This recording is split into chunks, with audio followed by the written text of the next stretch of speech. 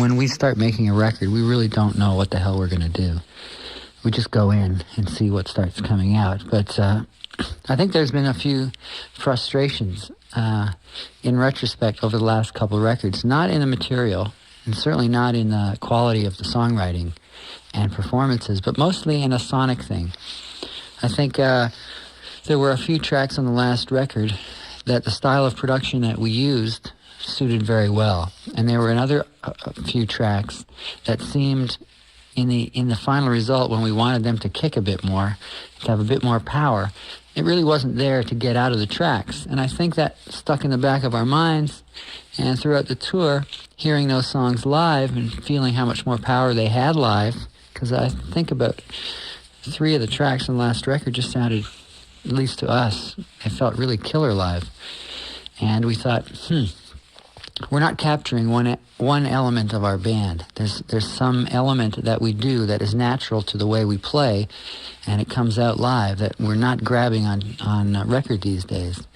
So it was a concerted effort to grab that, and we wanted a complete change of scenery, complete change of engineers, production, everything. And even though we interviewed a lot of young producers and got so many people to work with on this record, we turned to Peter Collins in the end, who had worked with before, for a couple of reasons. Number one being the fact that he is very much a different producer now than he was when we worked with him last. We've always been friends. We've always had great respect for his way of doing things. But since working with us last, he's worked with a lot more American bands, Queensryche and so on. And we felt that he was a different producer now, with the same priorities, which we liked. And talking to him, it was kind of like an instant, let's do this record together. As soon as we talked, we knew it would be great. So, and he agreed with the vision of what we saw, and his comments criticizing the last couple of records sonically anyway were very much in line with the direction we wanted to go. And we thought, bingo, here you go. This is what we need. And we said, well, what do you want to do for an engineer? Because when we worked with Peter Collins last, he was kind of teamed up with Jim Barton, who has since gone on to be a producer in his own right, and a very good one. So it was kind of like, who do you work with these days? And he goes, well, I work with lots of different people. And so we sat down to kind of a laborious but interesting search.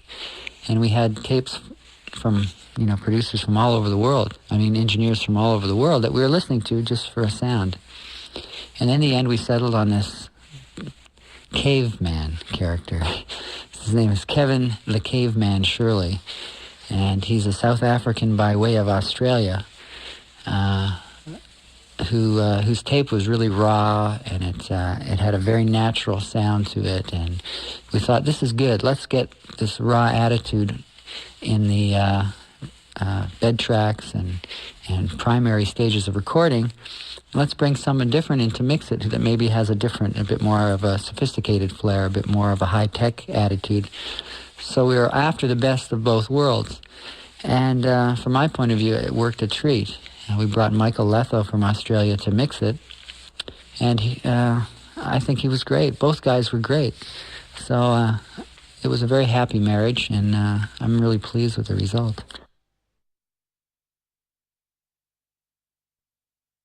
The man went in there, and he looked at all this high-tech gear, and he said, I saw this old beat-up amp head that was lying in the corner yesterday. Do you mind if we plug that in?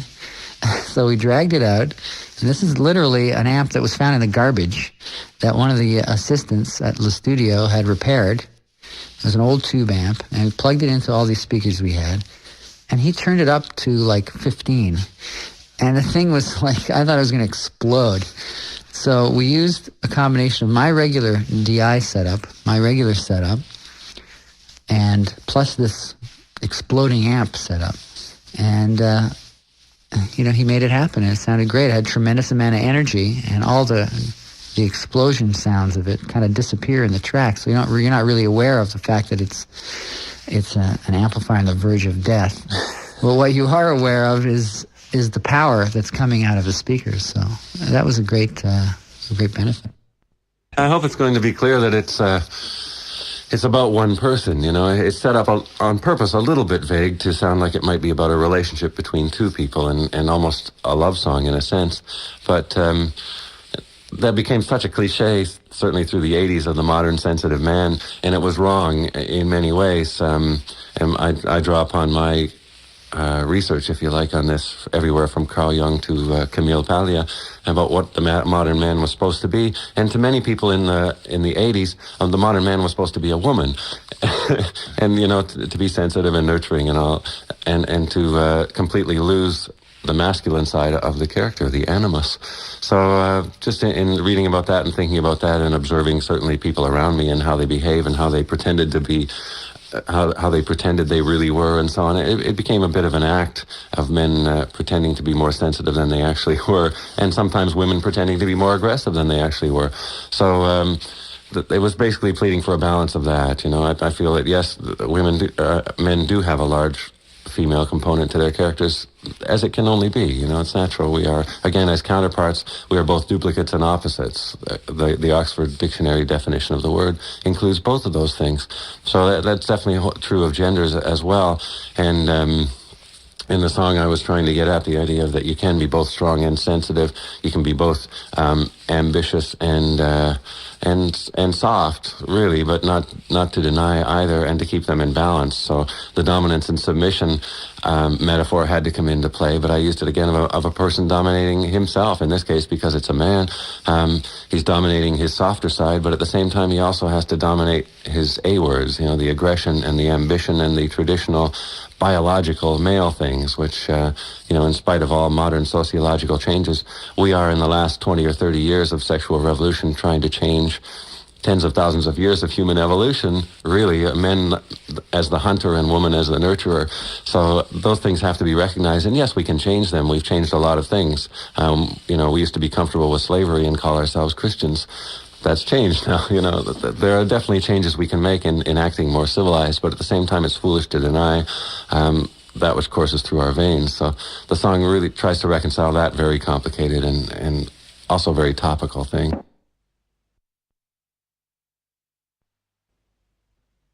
That was just a play on the words, really. Stick it out, meaning both a kind of arrogant display, stick it out, but also the endurance thing of, you know, if you have a difficult thing to endure, stick it out. And, you know, you get thing of, you know, if you have the pun on both of those, really. So again, the duality in the song is leaning both ways, the sense of forbearance, of holding back, and also the idea of fortitude, of stick it out, you know, survive. But that was more of a piece of fun, that song, I would say. You know, both lyrically and musically, it verges on parody.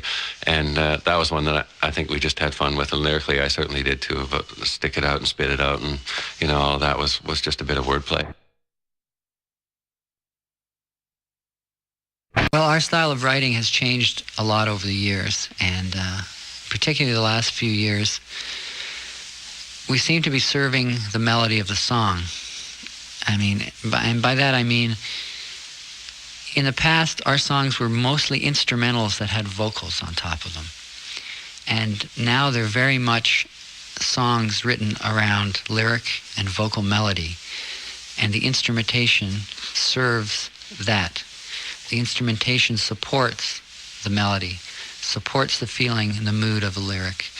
So, you know, in a sense, the music is slave to the vocals and to the lyric, which I think is very appropriate for where we seem to be at the moment. For a lot of reasons, I think it leaves me far more range as a singer, gives me much more emotion to play with, so that I can write a melody first, sitting there, which is bass and vocals and a lyric sheet in front of me, and I'll keep working on that until I get off on it, you know, till there's a particular feedback I look for now when I'm writing a vocal melody.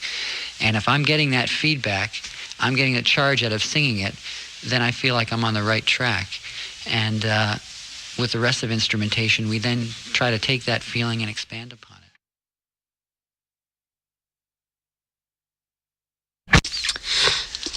Cold Fire. that song went through many permutations. Yeah, that was one of the songs that we had a bit of a problem getting into lyrically, working on it from a musical point of view. Yeah, it was hard to know the approach, and that was a song that we felt That's a little... right. We had a few rewrites of this musically. We rewrote that song quite a bit, and thankfully, I think Peter Collins' presence really pulled that song together, because he came in and he pointed out certain strengths in the previous versions of the songs that we had, and he really helped us reorganize that song. And it wasn't until he got there, I think, that we finally locked in on a feel for those verses that enabled Alex to play those great kind of steel guitar-like lines that he's playing, and enabled me to open up harmonically. I was having trouble with the verses. You know, it's a tough song when you're dealing with this issue of male-female relationships, which is such a foreign subject for us to deal with in a song. You want to make sure it doesn't sound trite or hackneyed, or you're not just doing yet another song. Who needs another song about relationships? So it took us a while to get the right mood, and I was really happy with the mood we ended up with in the verses. And I think, oddly enough, as much as it was a nightmare, that song, for me, when I hear the record now, I think the verses are one of the strongest parts of the album in that song. Yeah, I think there's a great balance between the romantic picture on the one side and how the music is sympathetic to those lyrics, and then the other point of view, which is much colder, more tougher, based in reality. Yeah. And the contrast between the lyrics and the music and how they support each other, I think really worked out successfully on that song. From what Ged said, it was a very difficult song for us to work on. I think this was one of the hardest records to sequence that we've ever put together. You know, it was much easier in the old days when you had two sides. And now that you have one side, boy, it's really tough. You know, Alex made this most magnificent artistic creation. This, form follows function to the sort of a degree. Storyboard. You know, he does this board, and he lists every title. It's like a magnetic board where every title can be moved around, so you can play around with the sequencing. And on each of these little boards is a fantastic drawing representing the essence of the song as Alex sees it, which is convincing us more than ever that he's a sick human being. But we played around with so many different combinations, and it was really tough. So this is the one order that I think just seemed, when you're listening to an hour's worth of music and considering how much aggressive music was in there, we felt it was kind of a nice way to ease you out of the record. Hi, Dubois, everybody. So bear with me for a moment. You know, I'm not a performing artist. I'm a lyricist -- poet -- hippie -- well-dressed hippie, actually. Anyway, I'm going to read you something that I submitted to Rush, and it is on the most recent album. On the album, it is called Between Sun and Moon, but the original submission was called There Is a Lake Between Sun and Moon, and I'm very impressed that everybody's so quiet. I thought, how am I going to do this? Anyway, they've asked me to read, so I'm going to read. And so this is the original song idea submitted to Rush a couple years ago for the song Between Sun and Moon, and it is called There Is a Lake Between Sun and Moon. There is a lake between sun and moon not too many know about. Some go there for their high noon, some go there for their midnight moon. It is a moment between silence and shout.